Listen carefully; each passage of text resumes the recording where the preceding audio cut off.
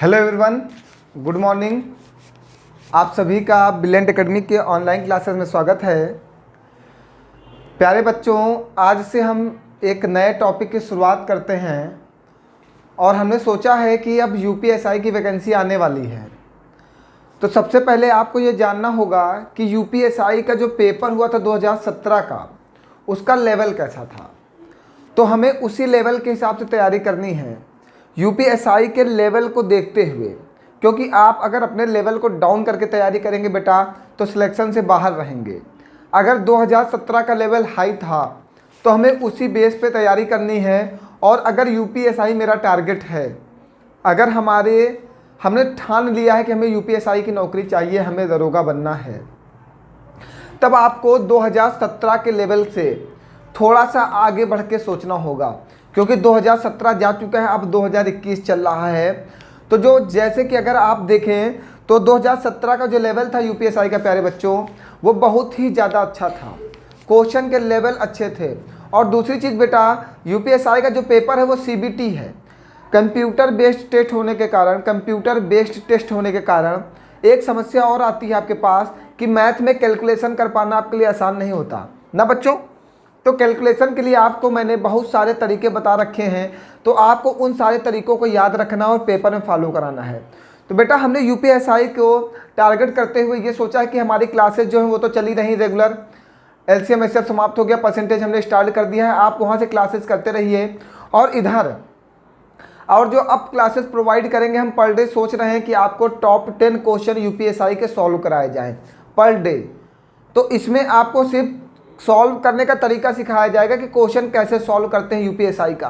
तो प्यारे बच्चों, आप कहीं भी पढ़ रहे हो, किसी भी कोचिंग में, कहीं भी ऑनलाइन क्लासेस में, तो आप सबसे पहले यूपीएसआई प्रीवियस ईयर की बुक ले लीजिए। 2017 में जितने भी क्वेश्चंस आए हैं उन्हें सॉल्व करिए। कहीं भी पढ़ रहे हो उससे कोई मतलब नहीं है। आपको टारगेट अगर यूपीएसआई है, अगर आपने अपना लक्ष्य बना लिया है कि हमें यूपीएसआई की नौकरी चाहिए, तो बेटा सबसे पहले आप प्रीवियस ईयर की किताब उठा लीजिए। फिर आप कहीं भी पढ़ते हैं उस बेस पे पढ़ाई करिए। टीचर से बोलिए कि सर इस लेवल पर क्वेश्चन है, या टीचर खुद ही इतना समझदार है, वो आपको उस लेवल पे पढ़ाएगा। आप देखते जाना बस कि हमें जो पढ़ाया जा रहा है वो सही पढ़ाया जा रहा है, हम सही दिशा में जा रहे हैं या नहीं जा रहे हैं। आप इतने समझदार हो अब, क्योंकि अगर आप एसआई की नौकरी पाने लायक हो, आप उसके हकदार हो अगर, तो आप उतने समझदार हो।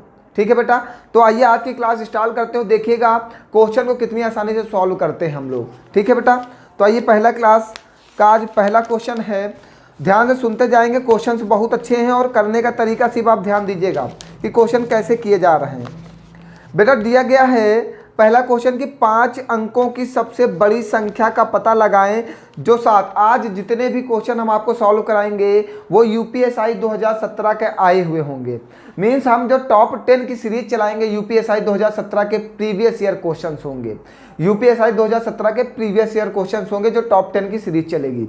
ठीक है बेटा, प्यारे बच्चों तो समझिएगा, कहा है 5 अंकों की सबसे बड़ी संख्या का पता लगाएं जो 7, 9, 11, 13 और 15 से विभाज्य हो। मीन्स हमें 5 अंकों की संख्या का पता लगाना जो सबसे बड़ी है वो 7, 9, 11, 13, 15 से विभाज्य होनी चाहिए। ऑप्शंस आपको ए दे रखा है 9370, ऑप्शन बी दे रखा है 98285, सुनते जाइएगा। ऑप्शन सी दे रखा है 9090, ऑप्शन डी रखा है 98450।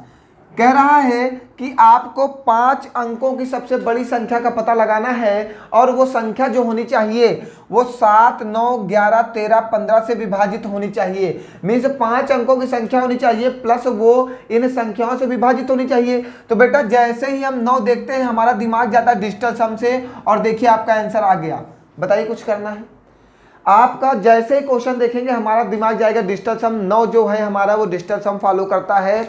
9 कहता है कि हमसे वही संख्याएं विभाज्य होंगी जिनका योग 9 होगा, हमसे वही संख्या विभाज्य होगी जिसका योग 9 होगा।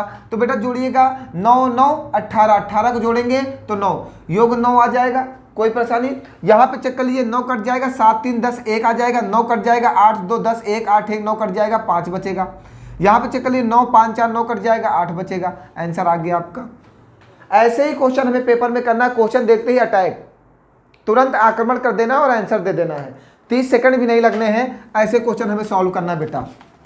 आइए आज के टॉप 10 क्वेश्चन का दूसरा जो क्वेश्चन है वो अच्छा है, सुनते जाइएगा।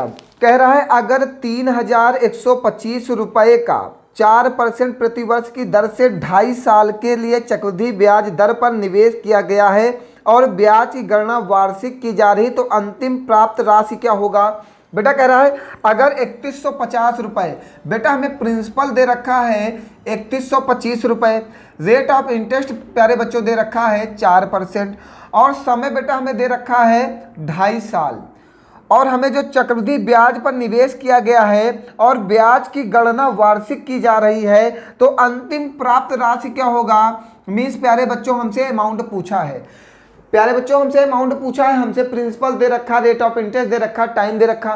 क्वेश्चन देखते ही क्या करना है, आक्रमण। सबसे पहले हम आपको ऑप्शन से बताते हैं, ऑप्शन क्या दिया गया है।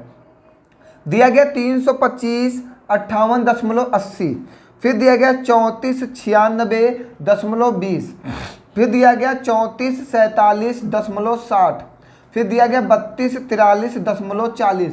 बेटा सिर्फ हमें इतना ध्यान देना है कि हमको क्वेश्चन सेकंड में कैसे करना, बस यही आना चाहिए भैया। अगर हम 4 के फ्रैक्शन की बात करते हैं तो 4/100 बनेगा, मीन्स बेटा 1/25 बनेगा। हमेशा आपको प्रिंसिपल और अमाउंट का रेशियो बनाना है। ये नीचे वाला आपका प्रिंसिपल होगा, ऊपर वाला आपका ब्याज होगा, और जब ब्याज में प्रिंसिपल को ऐड करते हो तो आपको अमाउंट मिलता है। जब ब्याज में प्रिंसिपल को ऐड करते हो तो आपको अमाउंट मिलता है। समय कितना है, पहले 2 साल, तो 2 साल का बनाइए 25 26। सुनते जाइएगा, पहले हमने यहाँ पे समय को 2 भागों में बांट दिया, 2 + 1/2, तो 2 साल का पहले बना लिया, ये बन गए 2। फिर हमें 1/2 का बनाना है, हमारा फ्रैक्शन कितना है 1/25, जो 1/2 है इसका गुणा कर दीजिएगा तो कितना हो जाएगा भैया 1/50। तो ये हमारा प्रिंसिपल हो जाएगा और ये इसमें 1 जोड़ दोगे तो हमारा अमाउंट हो जाएगा। इन सबका गुणा कर दो, 25 का स्क्वायर होता है 625 × 50, 26 का स्क्वायर होता है 676 × 51। भैया हमसे कहा है कि इसका अमाउंट बताइए, ये अमाउंट है और ये प्रिंसिपल है। प्रिंसिपल की वैल्यू हमें दे रखी है 3125, तो ये है 625 × 50 यूनिट इक्वल टू 3125। ये भैया कटेगा 5 बार में और ये कट जाएगा 5 × 9 5 और 5 × 9 5, मीन्स 1 यूनिट की वैल्यू आ जाएगी 1/10। और भैया जब इसमें गुणा कर दिया जाएगा 1/10 का, इसमें जब 1/10 का गुणा कर दिया जाएगा तो 6 × 9 6, लास्ट में क्या आएगा 6। समझ में आ रहा भैया, बताइए 6 × 9 6, लास्ट में क्या आएगा 6। हमें क्वेश्चन को थोड़ा फास्ट करना है, सीखते जाना है। सबसे पहले हम प्रिंसिपल और अमाउंट का रेशियो बनाएंगे। सबसे पहले हम प्रिंसिपल और अमाउंट का रेशियो बनाएंगे। भैया सुनिएगा, 4% का फ्रैक्शन होता है 1/25, ये हमारा प्रिंसिपल होता है, ये हमारा ब्याज होता है। ये हमारा प्रिंसिपल होता है, ये हमारा ब्याज होता है। और जब प्रिंसिपल में ब्याज को ऐड करते हैं तो हमें अमाउंट मिलता है। तो सबसे पहले हमारे पास 2.5 वर्ष दिया गया, तो सबसे पहले हम 2 वर्ष का ब्याज बनाएंगे। तो 25 प्रिंसिपल है, 1 जोड़ोगे 26 हमारा अमाउंट होगा। 2 वर्ष की बात करें तो 2 बार लिखेंगे, तो 25 फिर से प्रिंसिपल लेंगे, 26 हमारा अमाउंट होगा। फिर भैया जो आधा वर्ष होता है उसको अपने रेट ऑफ इंटरेस्ट में गुणा कर देते हैं। जो आधा वर्ष होता है उसको फ्रैक्शन में अपने रेट ऑफ इंटरेस्ट में गुणा करते हैं, तो आएगा 1/50। तो 50 और उसमें 1 जोड़ोगे तो 51 हमारा अमाउंट आ जाएगा। इसका इसमें गुणा करोगे 625 आएगा, 50 का मल्टीप्लाई में छोड़ दो। 26 का 26 में गुणा करोगे 676 आएगा, 51 को मल्टीप्लाई में छोड़ दो।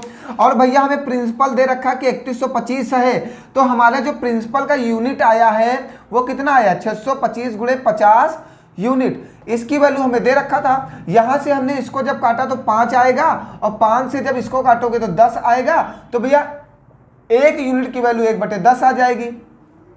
1 यूनिट की वैल्यू 1/10 आ जाएगी। तो हमें मान किसका निकालना था, अमाउंट का। अमाउंट है हमारा 676 × 51 और 51 यूनिट। तो 1 यूनिट की वैल्यू कितनी है 1/10, तो यूनिट की वैल्यू पुट कर देंगे 1/10। तो 6 × 9 6, 6 × 9 6, लास्ट में 6 आएगा। वो कहाँ पे है, यहाँ पे। समझ गए भैया, बताइए कोई परेशानी है, कुछ भी समस्या हो। चक्रवृद्धि ब्याज की सीआई की क्लास अपलोड होगी, आपको पूरा सीआई कंप्लीट हो समझ में आएगा। लेकिन उससे पहले आपको मेरी बातें समझनी होंगी कि आपको पेपर में कैसे करना, हम ये सिखा रहे हैं अभी बेटा, ठीक है। कोई समस्या इसमें? आइए अगला क्वेश्चन देखिएगा। क्वेश्चन आपको सेकंडों में कैसे करना है, हम इसकी बात कर रहे हैं बस। अगला क्वेश्चन दे रहा है जब 201, 202, 203, 204, 205, 206 डैश डैश डैश 260 को 9 से विभाजित किया जाता है तो सब शेषफल क्या आता है। जब 201, 202, 203, 204, 205, 206 dash dash dash dash dash 260 को 9 से विभाजित किया जाता है तो शेष क्या आएगा। ए दे रहा है 8, बी दे रहा है 4, सी दे रहा है 6, डी दे रहा है 2। और भैया विभाजित किससे करने के लिए कहा है, 9 से। और 9 जैसे ही देखते हैं हमें बहुत खुशी मिलती है कि 9 एक ऐसा कॉन्सेप्ट है जिससे हम क्वेश्चन को सेकंडों में कर सकते हैं। कैसे भैया, भैया 9 कहता है कि संख्याओं का योग 9 हो जाए, संख्याओं का योग 9 हो जाए। 9 कहता है संख्याओं का योग 9 हो जाए तो हमें इस श्रेणी का योग निकालना है। 201, 202, 203, 204, 205, 206 डैश डैश डैश 260 का योग निकालना है।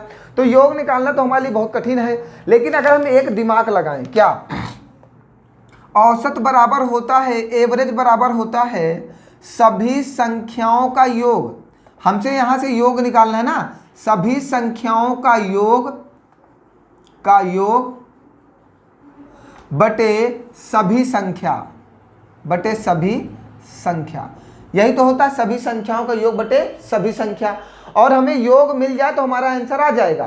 तो औसत क्या होता है, जब गैपिंग समान हो। देखिए एक एक की गैपिंग चल रही है, सब में गैपिंग समान है कि नहीं। 201 में 202 तो 1 बढ़ा, फिर 202 से 203 1 बढ़ा, 203 से 204 1 बढ़ा, 204 से 205 1 बढ़ेगा। जब गैपिंग समान हो तो औसत होता है हमारा first number plus last number बटे 2 इक्वल टू सभी संख्याओं का योग सम ऑफ ऑल नंबर बटे सभी संख्या। ऑल नंबर कितने हैं, 60। इतनी बात क्लियर हो गई, इतनी बात क्लियर हो गई हमें, ठीक है। ये 2/3 कट जाएगा, 30 हो जाएगा। इसको जोड़ो कितना आएगा, 201, 260 को कितना हो जाएगा, 461 गुणे 30 को 9 से विभाजित कर दीजिए। 9 का नियम क्या कहता है, सभी संख्याओं का योग। तो 6, 4, 10, 1, 11, 11 का मतलब 2 और 3, 2/3 6। बताइए आंसर आ गया। कुछ करना है भैया, समझिएगा। आप समझ नहीं पाए होंगे, मैं पूरी तरीके से समझ रहा हूं आपकी बातों को कि आप नहीं समझ पाए हैं, ठीक है। देखिए अगर इस क्वेश्चन का आंसर निकालना है और 9 से भाग करने के लिए कह रहा है तो 9 का नियम कहता है सभी संख्याओं का योग यदि 9 हो जाए तो वो संख्या 9 से विभाजित होगी।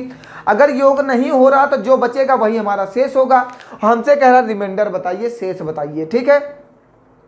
तो पहले हम इस संख्या का योग निकाल लें, इन संख्याओं का योग निकाल लें। तो योग निकालने के लिए हमने जो मेथड लगाया वो सॉल्ट मेथड लगाया, जिससे आप पेपर में आसानी से कर पाओ, उस चीज़ों को हमने लगाया है। तो होता है औसत बराबर सभी संख्याओं का योग बटे सभी संख्या। तो औसत जब गैपिंग समान हो तो first number plus last number बटे 2 करते हैं। तब क्या करते हैं, first number plus last number बटे 2 करते हैं। यहां से हमने रख दिया सभी संख्या, कितनी संख्या है, 60 रख दिया। 201 से 260 में 60 संख्याएं, 200 इससे काट दिया 30 आएगा। यहां से सम ऑफ ऑल नंबर निकल आएगा 460 गुणे 30। 460 गुणे 30 क्या आएगा, सम ऑफ ऑल नंबर। जब सभी संख्याओं का योग मिल जाएगा तो इसे 9 से विभाजित करके देखेंगे। 9 का नियम कहता है संख्याओं का योग 6, 4, 10, 10 का मतलब 1, 1, 1, 2 लिख दिया, 3 लिख दिया, 2/3 6, 6 9 से विभाजित तो है नहीं, तो जो बचेगा वही तो हमारा शेष होगा। बताइए कोई परेशानी है भैया यहाँ तक की। आइए आगे बढ़ते हैं, सुनते जाइएगा। आज टॉप 10 क्लास के क्वेश्चन चल रहे हैं।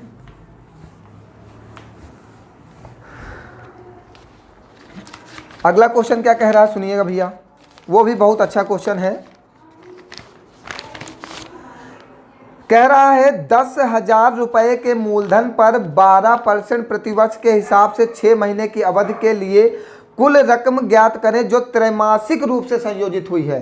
भैया 10,000 रुपये का मूलधन दे रखा है, आपसे कह रहे हैं 10,000 रुपये के मूलधन पर 12% प्रतिवर्ष की हिसाब से 6 महीने की अवधि का कुल रकम का ब्याज ज्ञात कीजिए जो त्रैमासिक रूप से संयोजित होती है। मीन्स ब्याज आपका हर 3-3 महीने पे लगता है और आपको ब्याज बताना कितने महीने का, 6 महीने का। बेटा क्वेश्चन का लेवल देखिएगा, अभी तक ब्याज आपसे वार्षिक कहता था, इस बार कहा है आपको ब्याज सिर्फ बताना कितना है, 6 महीने का, लेकिन ब्याज लग किस पे रहा, 3 महीने पे लग रहा है। आपको प्रिंसिपल दे रखा है और आपको कह रहा है कि धनराशि 4,652, 10,609, 12,365, 11,360 ये दे रखा भैया। आपसे कहा है वह 10,000 रुपये के मूलधन पर 12% प्रतिवर्ष के हिसाब से 6 महीने की अवधि के लिए कुल रकम ज्ञात करें जो त्रैमासिक रूप से संयोजित होती है। अब ब्याज 3 महीने लगेगा भैया। जो 12% है, 12 महीने का जो ब्याज है वो कितना है, 12% है। तो भैया 12 का नम 12, 12 का नम 12, तो 1 महीने का ब्याज भैया कितना होगा, 1%। हमें ब्याज लगाना कितने हैं, 6 महीने का, और ब्याज लग कैसे रहा है, 3 महीने पे लग रहा है। मीन्स ब्याज 3 महीने पे लग रहा है, 3 महीने पर। अगर 1 महीने में 1% लग रहा है तो 3 महीने में कितना लगेगा, 3%। तो 3% और 3% हो जाएगा। 3% का हम यहाँ से डायरेक्ट परिवर्तन निकालेंगे, 3 + 3 + 3 गुणे 3/100 भैया ये हो जाएगा 6.09%। यहाँ से हम निकाल लेंगे कि हमें कितने रुपए ब्याज मिलेगा। 10,000 रुपये पर 6.09% हमें ब्याज मिलेगा। ब्याज कितने रुपए मिलेगा भैया, 609 रुपये हमें क्या मिलेगा, CI। हमें बताना क्या भैया, अमाउंट होता है P + CI, P + CI कितना हो जाएगा, 10,609। वैसे जैसे हम यहाँ पे लास्ट में 9 देखते हैं हमारा आंसर ऐसे ही आ जाता है कि 9 है। बताइए कुछ करना है ऐसे, आपको पेपर में मतलब पेपर देखते ही अटैक करना है क्वेश्चन के ऊपर, आपको लगाना है। क्वेश्चन कह रहा है 10,000 रुपये का मूलधन है, ब्याज 12% वार्षिक की दर से लग रहा है। आपको ब्याज बताना है 6 महीने का, लेकिन ब्याज त्रैमासिक लग रहा है, मीन्स ब्याज 3 महीने पे लग रहा है। तो जब ब्याज को 3 महीने पे लगाएंगे तो 1 महीने में 1% ब्याज लगता है, 3 महीने में कितना लगेगा, 3%। 3% और 3% का प्रतिशत परिवर्तन निकाल लेंगे, 6.09%। मीन्स इसको आप कह सकते हो कि नेट CI निकाल लिया। नेट CI आ गया 6.09%, मीन टोटल ब्याज लग रहा है 6.09%। 10,000 रुपये पर जब 6.09% का ब्याज लगाओगे, 10,000 गुणे 6.09% का चिन्ह हटाओगे, नीचे 100, 2 जीरो से 2 जीरो कटेंगे, 100 से गुणा होगा, 609 रुपये ब्याज आएगा। 10,000 रुपये आपके पास प्रिंसिपल था, दोनों को जोड़ोगे तो टोटल धनराशि, आपने किसी व्यक्ति से 10,000 रुपये उधार लिए हैं, उस पर 609 रुपये ब्याज लगता है, तो आप व्यक्ति को कितने रुपए वापस करोगे, 10,609 रुपये। बात क्लियर है भैया। चलिए आगे बढ़ते हैं, सुनते जाइएगा।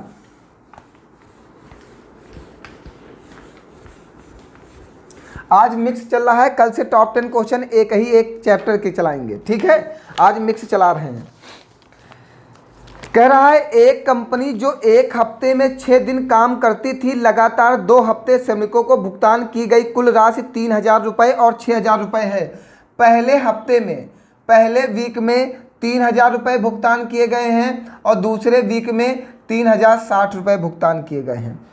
कह रही एक कंपनी जो 1 हफ्ते में 6 दिन काम करती थी, एक कंपनी को वो हफ्ते में 6 दिन काम करती थी, लगातार 2 हफ्ते श्रमिकों को भुगतान की गई कुल राशि 3,000 रुपये और 3,060 रुपये थी। मीन्स उस कंपनी में 2 हफ्ते काम चला है और पहले हफ्ते में 3,000 रुपये दिए गए, दूसरे हफ्ते में 3,060 रुपये दिए गए। अगर 10 पुरुष और 8 महिला सदस्यों ने पहले हफ्ते काम किया हो, पहले हफ्ते में कितने लोगों ने काम किया है, 10 मैन है और 8 वुमेन है, 8 वीमेन है ना। फिर कह रहा है और 12 पुरुष और 6 महिला सदस्यों ने दूसरे हफ्ते में काम किया हो, दूसरे हफ्ते में 12 मैन और कितना 6 वीमेन ने काम किया है, सदस्यों ने दूसरे हफ्ते में काम किया है। तो क्रमशः प्रत्येक पुरुष और महिला श्रमिकों को भुगतान की गई रकम ज्ञात करें। आपको ये बताना है कि प्रत्येक पुरुष और प्रत्येक महिला को कितने कितने रुपए दिए गए हैं, आपको ये बताना है। बहुत ही अच्छा क्वेश्चन पूछा था आपके पेपर में, बहुत ही ज़्यादा अच्छा। भैया समय न वेस्ट करते हुए इस क्वेश्चन को देखिए, आप समझ रहे होंगे तो क्वेश्चन थोड़ा सा लेवल चेंज है, क्योंकि कह रहा है एक कंपनी जो एक हफ्ते में 6 दिन काम करती थी, लगातार 2 हफ्ते श्रमिकों को भुगतान की गई कुल राशि के 3,60 रुपये थी। अगर 10 पुरुष और 8 महिला सदस्यों ने पहले हफ्ते काम किया है, 10 पुरुष और 8 महिला सदस्यों ने, 12 पुरुष और 6 महिला सदस्यों ने दूसरे हफ्ते काम किया है, तो क्रमशः प्रत्येक पुरुष और महिला को क्या धनराशि दी गई। मान लेते हैं मैन को ये दी गई, वीमेन को ये दी गई, प्रत्येक पुरुष और प्रत्येक महिला को दी गई धनराशि यही तो है। हम मानते हैं पुरुष को 30 रुपये दिया गया, तो पहले 10 पुरुषों ने अगर काम किया है, इनको 30 रुपये मिला है, तो कितने रुपए हुआ, 300 रुपये मिला। प्लस 8 औरतों ने काम किया, इनको 25 रुपये मिला, तो कितने रुपए मिला, 200 रुपये मिला। तो 3 2 5, 500 रुपये हो जाएगा। 500 रुपये मिला। इन्होंने कितने दिन काम किया, 6 दिन, 6 पंचे 30, 3,000 रुपये। मीन्स पहला इक्वेशन सेटिस्फाई हो रहा है, मीन्स आपका आंसर आ गया कि उनकी जो वेजेस होगी, उनकी जो इनकम होगी, उनको जो रुपए पेड किया गया है वो एक पुरुष को 30 रुपये, दूसरे पुरुष को 25 रुपये। भैया हमने तुरंत ऑप्शन उठा लिया, क्वेश्चन को सॉल्व कर लिया। अगर आप क्वेश्चन लगाने के पीछे जाएंगे, क्वेश्चन को लगाने में थोड़ी सी परेशानी होगी आपको, इसलिए ऐसे क्वेश्चनों को आपको ऑप्शन से सॉल्व करना है और जल्दी लगाना है, क्योंकि पेपर आपका ये नहीं कहता है कि आप हमें सॉल्यूशन दीजिए, सॉल्व नहीं मांगता।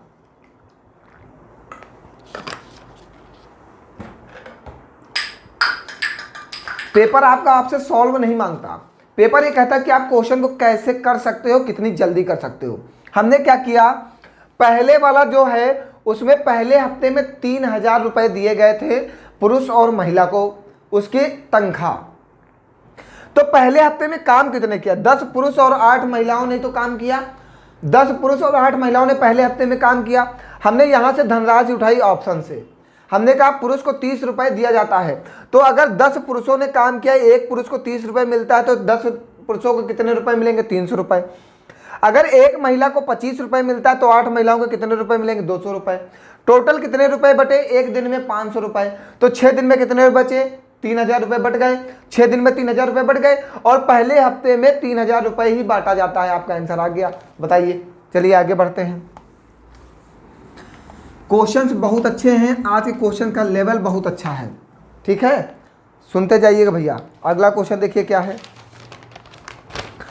आज बहुत बोलना पड़ रहा है, आप भी समझते जाइएगा, बहुत ज़्यादा बोलना पड़ रहा है आज के पेपर में।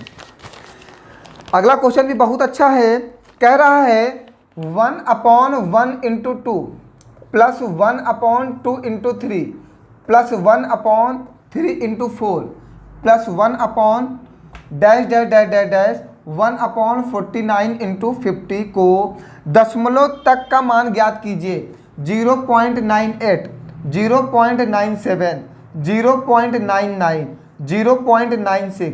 भैया बस आप एक चीज, जब ये गैपिंग समान हो, देखिए 2 1 3, 2 में से 1 घटाओगे 1, 3 में से 2 घटाओगे 1, 4 में से 3 घटाओगे 1, 50 से 49 घटाओगे 1।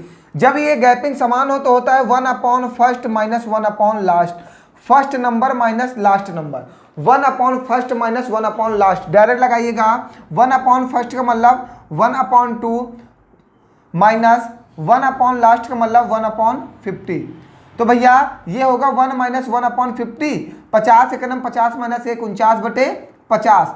ये कटेगा भैया कितनी बार में, दशमलव तो 1 लग ही जाएगा, यहाँ पे ये 0 हट जाएगा तो आएगा 4.9/5। फिर आप इसको काटेंगे 5 9 45, 4 बचेगा 5 40, 0.98 है ऑप्शन में। देखिए आंसर आ गया। बताइए कुछ करना है भैया। जब ऐसा क्वेश्चन आए तो आप सबसे पहले देखिएगा गैपिंग समान है कि नहीं। गैपिंग समान होगी तो 1/1 माइनस 1/ लास्ट, पहला नंबर माइनस लास्ट नंबर। पहला नंबर कितना है 1/1, उसको 1 लिख दिया गया। लास्ट नंबर क्या है 1/50, 1/50 लिख दिया गया। 50 एकम 50 माइनस 1, 49/50।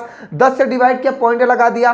5 से डिवाइड किया, 5 9 45, दशमलव लगाएंगे 5 40, तो 2 अंक पहले दशमलव आ जाएगा। बताइए कोई परेशानी भैया यहाँ तक की। आइए आगे बढ़ते हैं। ऐसे भी क्वेश्चन आपके पेपर में आते हैं, ऐसा नहीं है, आपको सभी तरीके के क्वेश्चन पढ़ने हैं। ये समझिए कि टॉप 10 जो क्वेश्चंस होंगे वो आपके लिए रिवीजन का काम करेंगे, बहुत ज़बरदस्त रिवीजन होगा आपका, ठीक है बेटा। आइए अगला क्वेश्चन देखिएगा क्या कह रहा है। अगला क्वेश्चन कह रहा है बेटा 8 व्यक्तियों के समूह का औसत वजन 2.5 किलोग्राम बढ़ जाता है जब 55 किलो वजन के एक व्यक्ति की जगह एक नया व्यक्ति ले लेता है, नए व्यक्ति का वजन बताइए। मीन्स बेटा जब एक 54 किलोग्राम का व्यक्ति बाहर जाता है, उसके जगह पर एक दूसरा व्यक्ति आता है और वजन जो है, औसत वजन कितना बढ़ता है, 2.5 किलोग्राम बढ़ता है। औसत वजन कितना बढ़ता है, 2.5 किलोग्राम बढ़ता है। मीन्स बेटा अगर वजन बढ़ रहा है तो जाने वाला जो व्यक्ति है उसके स्थान पर अगर कोई आया है तो वो क्या होगा, भारी होगा। ठीक है, उसी का वजन बताना है। हमसे कह रहा है 8 व्यक्तियों का एवरेज जो है, एवरेज कितना बढ़ जाता है, 2.5 किलोग्राम। जब होता क्या है, एक 54 किलोग्राम व्यक्ति जाता है और इसकी जगह पर कोई दूसरा व्यक्ति आता है तो उसका वजन बताना है हमें कितना होगा। सुनते जाइएगा भैया, एक व्यक्ति गया है और उसके जगह पे कोई दूसरा व्यक्ति आया है। जब कोई ये 54 किलोग्राम का एक व्यक्ति गया है और इसकी जगह पर अगर कोई दूसरा आया है, वो भारी है, तभी तो हमारा औसत वजन बढ़ा। जब भारी है मीन्स 54 से ज़्यादा आया है, मीन्स 54 तो गया था, वो तो आएगा। अब ज़्यादा कितना आया है, 2.5 किलोग्राम औसत वजन बढ़ जाता है। मीन्स एक व्यक्ति में 2.5 किलोग्राम बढ़ता है तो 8 व्यक्ति में कितना बढ़ेगा, 2.5 गुणे 8, 8 5 40 का 0 हाथ से लगेगा 4, 8 दूनी 16, 4 20, 20 बढ़ेगा। 20 को इसमें जोड़ दीजिएगा, वही हमारा आंसर हो जाएगा 74 किलोग्राम। बात समझ गए भैया। जैसे कि एक व्यक्ति गया, उसकी जगह पे दूसरा कोई व्यक्ति आया, 8 लोग हैं, उनके प्रत्येक में 2.5 किलो वजन बढ़ता है तो टोटल कितना बढ़ेगा, 20। और 54 वाला जो गया था वो तो आया ही आया होगा, तभी तो वजन बढ़ा। मतलब 54 गया, वो तो आया ही आया और 2.5 किलोग्राम वजन बढ़ा है, तो मीन्स 20 ये भी बढ़ा, तो टोटल वजन कितना आया है, 74 किलोग्राम। बात समझ गए। आइए आगे बढ़ते हैं। आज के क्वेश्चंस बहुत अच्छे हैं, सुनिएगा। अगला कह रहा है 10,400 रुपए की राशि को इस तरह कर्ज के रूप में 2 भाग में दिया गया है कि एक भाग 10% के दर से 5 सालों के लिए अर्जित होने वाला ब्याज, अन्य हिस्से पर 9% की दर से 6 सालों में अर्जित होने वाले ब्याज के बराबर है। दोनों रकम ज्ञात कीजिए। मीन्स टोटल धनराशि हमारे पास है 10,400 रुपये। तो एक भाग को, पहला भाग और दूसरा भाग, ये दोनों एक दूसरे के बराबर हैं। पहले भाग को दिया गया है 10% की दर से 5 सालों के लिए और दूसरे को दिया गया है 9% की दर से 6 सालों के लिए। तो दोनों का भैया रेशियो बना लीजिए। ये कितना आएगा, ये कितना आएगा, 2 पंची 10, 2 तिहाई 6, ये आएगा 25/27। मीन्स आपका रेशियो बनेगा 25:27 का। अब हमें निकालना क्या, जैसे पहला भाग निकालना है तो 10,400 की राशि है, जिसे निकालना होता है उससे गुणा करते हैं, टोटल के योग से डिवाइड करते हैं। तो टोटल योग 7 5 12 का 2 को हासिल लगेगा 1 2 2 4 1 5, 52 दूनी 104। मीन्स पहली धनराशि आपकी हो जाएगी 25 दूना 50, 5,000 रुपये। दूसरी राशि, टोटल राशि हमारे पास 10,400 रुपये है, जिसको निकालना होता है उससे गुणा करते हैं, टोटल के योग से डिवाइड करते हैं। 52 दूना 104, 27 दूना 54। तो दूसरी धनराशि क्या होगी, 5400। बताइए कोई परेशानी भैया। रेशियो का मेथड यही होता है, रेशियो का मेथड यही होता है, जिसको निकालना हो उससे गुणा करो, टोटल के योग से मल्टीप्लाई करो, जिसको निकालना हो उससे गुणा करो, टोटल के योग से मल्टीप्लाई करो, आपका आंसर आ जाएगा। कुछ नहीं समझ में आएगा तो भैया पूछ जरूर लेना, ठीक है। आइए आगे बढ़ते हैं। ये सब यूपीएसआई 2017 में आए हुए क्वेश्चंस हैं। ऐसे बहुत क्वेश्चन आपके पेपर में आया है, हम सभी क्वेश्चन को धीरे धीरे करके आपको सॉल्व करा देंगे, ठीक है बेटा। आइए आगे सुनिएगा। अगला क्वेश्चन कह रहा है एक पुराने सदस्य की जगह, फिर से औसत से क्वेश्चन है, एक पुराने सदस्य की जगह एक नए सदस्य के लेने के बाद यह पाया गया, एक पुराना सदस्य था वो गया, उसी जगह पर एक नया सदस्य आया है।